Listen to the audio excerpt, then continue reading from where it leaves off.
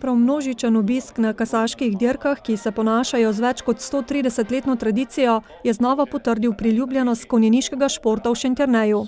Ja, seveda, Šentjernej slovi po petelinu in konjskih dirkah, s tem, da se mi navijamo bolj za konje kot za peteline.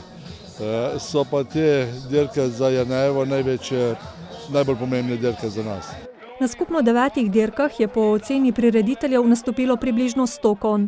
Kaj pričakujete od domačih? Ja, zmage. Ja, da se bojo dobro uvrstili, čim boljši. So zelo dobri pa, ampak šport je šport. Pričakovanja po vidnih dosežkih so se uresničila že na prvi dirki. Na ostalih, ki so ponudile napete boje vse do zadnjih metrov, pa je 2/3 mesti osvojil domačin Janez Košak.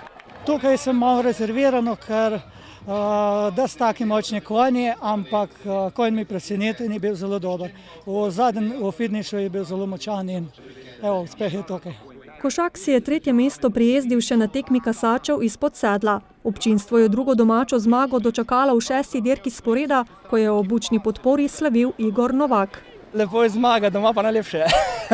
Srečo sem imel, ko je največ konkurent Silvija Lux zaprta noter, da ni mogel ven prideti in to mi je bila voda na mlin.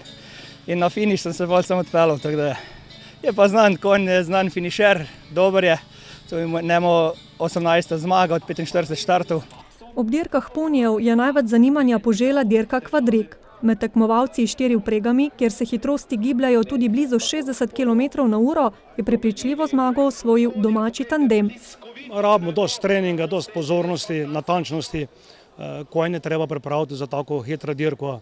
Mora biti v kondiciji, dosti treninga, dobra hrana. Tudi plavanje na reki Krki pripomore k temu. Vse konji so v vrhunski kondiciji in temu primerno rezultati. Hipodrom bo znova užival oktobra, ko se bodo v Šentjerneju odvile še 3. letošnje kasaške dirke.